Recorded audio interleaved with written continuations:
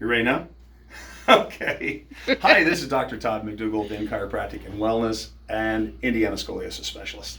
There's a lot of people when they discover that they have scoliosis, it can be a bit frightening for them. We, back in I think it was 2007, we saw that there was a big change in the school's assessments for kids with scoliosis, and so they no longer do it, at the schools. We also now are starting to see a lot of people who are in their 40s, 50s, 60s who have just now discovered that they've got curvatures. And then they're very confused as far as what to do with that. Scoliosis is a degenerative condition, and so as it is a condition of degeneration, deterioration, you could have disc issues, you could have slippage of the bones themselves, which they call listhesis. There's a lot of different kinds of presentation, pain. Some people have flexibility issues, decreased rotation, high shoulders, gait cycle disturbances. All these kinds of things are real, okay? So when you finally get to a point that's like, okay, I need somebody to help me get some answers, that's what in Chiropractic Wellness and Indiana Scoliosis Specialists here at our Fisher's office will do for you. But before I go a whole lot further, I think it's always important to kind of get a little bit of an idea of what it is we do and how we do it, okay? The one thing that you'll notice in scoliosis care is that rarely do they consider the pelvis. Pelvis is very important. That also changes your gait cycle in such a way that in many scoliosis cases, you'll have at least one knee that may eventually become so degenerative that you end up having it replaced. Same kind of thing can happen in the hips, but most of the time it's a knee. In this case here, I just want to go ahead and show you a 62-year-old fella that actually had some nasty scoliosis things in through here. And so Gretchen's going to go ahead and bring it in just a little bit so you can see it without showing the patient's name. Okay, if you can do that for me. So you just kind of zoom right in through there, Gretchen. And so what we see is we see the tailbone rocking this way, and then we see a rotation here. That rotation continues in the lumbar spines as it rotates that direction. Also, there's an 8.62 millimeter deficiency in through there. 125, 113 indicates that there's a pelvic abnormality. 249, 252 is in the sagittal plane. So as I go ahead and continue on up, we're going to go ahead and show you the angle right here. Now, 6.5 degrees really isn't considered a scoliosis, but any type of angle that you may have over there changes the dynamic of movement. And that dynamic of movement long term can actually cause the joints to swell, ache. It could also put pressures on the neurology, okay? So as I go ahead and I continue up, we also show some other things such as slippage in through here. This is the side view. You can see that some people actually slide backwards with a little extension in through here, even though the sacrum position is in a good shape. You have some anteriority here and anteriority here, which is common with somebody who may be 62 years old and has some degenerative scoliotic changes.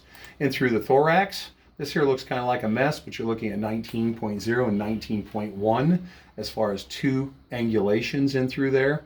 And those angulations can cause there to be an imbalance as you walk, which kind of makes sense. If your head's tilted sideways, things will actually go ahead and move strangely. You can even have curvatures into your neck, okay? So after 6 weeks of care, we're going to go ahead and blast in through here.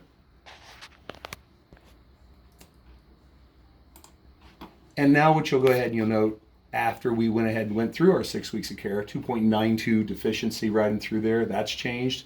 127, 109, that just indicates that we've got a lot of work in the pelvis to continue to do.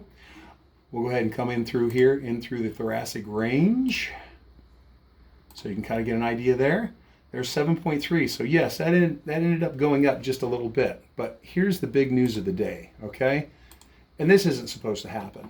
This was at 19, this was a 19.1. We're now 11.6 and 10.5. Okay, so you saw the last film showed that in a 62-year-old fella that we make some significant changes. We also take care of people who've got rods and screws in their back. People who've got artificial hips, artificial knees, and in this case, this next individual actually has both artificial knees and also some rods and screws in his back with severe degeneration and curvatures. He's in his 60s as well, which is kind of interesting. So Gretchen, if you want, you can go ahead and zoom in through here. This is his pre-X-ray status in through here, and you can see the rods and screws in through here, but look at that heavy zigzag in there that's degenerative. He's got a short leg right over here, the 5.42. He's also got the 121, 131, which is the coronal aspect, and the 238 versus 235 sagittal aspect. So there's a lot of stuff going on in through here. And so, you know, in his situation, he absolutely needs some management, just like an old house. As we go ahead and continue to roll on up, you can see the big zigzags in there, 19.4, 19 degrees right in through there. He's got some left lateral aesthesis right in through here at 2 and 3, meaning that things have gone sideways. Very, very, very angry, ugly spine, for lack of a better description. He also has, you know, as you can see, the rods and screws here, and then he's got what they call junctional kyphosis right in through here. A lot of times that will also cause, you know, some degeneration. So you see these big old spurs and those scallops right in through there. A lot of things that are very, very angry, and so our goal is to try and help him out. You can see how rounded he is in through here. Came in with a lot of pain. Another zigzag in the neck. You know, there's in excess of 40 different kinds of scoliosis presentations according to Becker Labs, and what's happened over time is that now they've added in the cervical spine, so you know there's more with those variations. Okay. Okay, and right here, after 6 weeks of care, you actually see a significant change in through here. Again, you know, there's still variations here because this curve is a permanent curve in through there. The rods and screws also are permanent in through there as well. But I think it's very important to go ahead and see that there is a bit of a change right in through here. Not a lot, but some change, okay? Some things you can't fix all the way.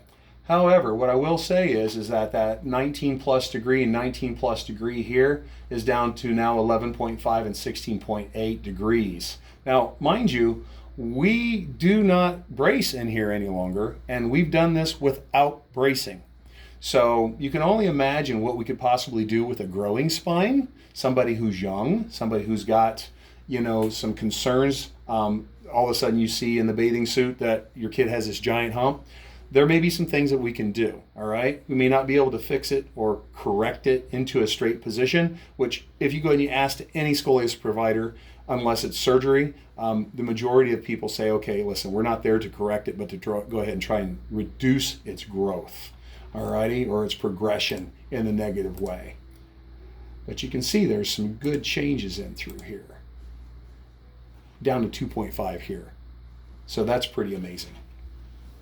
Okay, so we showed you exactly how, you know, we can do things with, you know, older people, which honestly, those curve changes, you know, reducing it by 8, 9 degrees isn't supposed to happen according to all the research, okay? But our goal is to try and make a difference in everybody's life.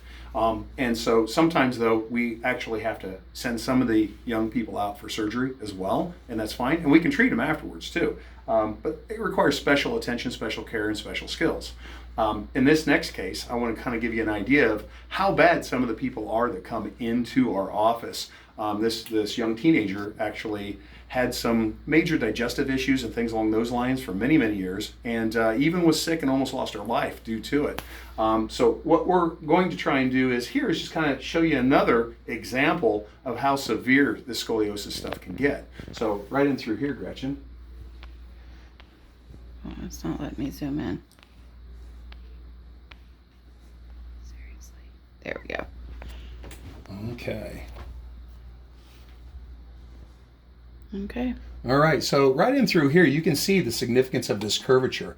This is her hips, all right? This here shielding for her ovaries and, you know, that kind of thing to go ahead and reduce exposure. But look at the lateral curvature in through here. This is huge, almost to a point of like sliding completely off in this teenager. We're going to go ahead and go to the next section in through here. And you can see how horrible that is. That's an 84-degree curvature at T10, okay? Well, it even gets worse because she also has a 64-degree curvature, which I would call a junctional kyphosis at the exact same T10 level. This is super, super severe. And so, you know, we were able to go ahead and do some adjustments, but There were also some other things that were dynamically wrong. Neck position improper. A lot of very, very angry curvatures in through here. This is her neck here. You see her jaw and her teeth. Even her head wasn't even on straight. You know what I mean?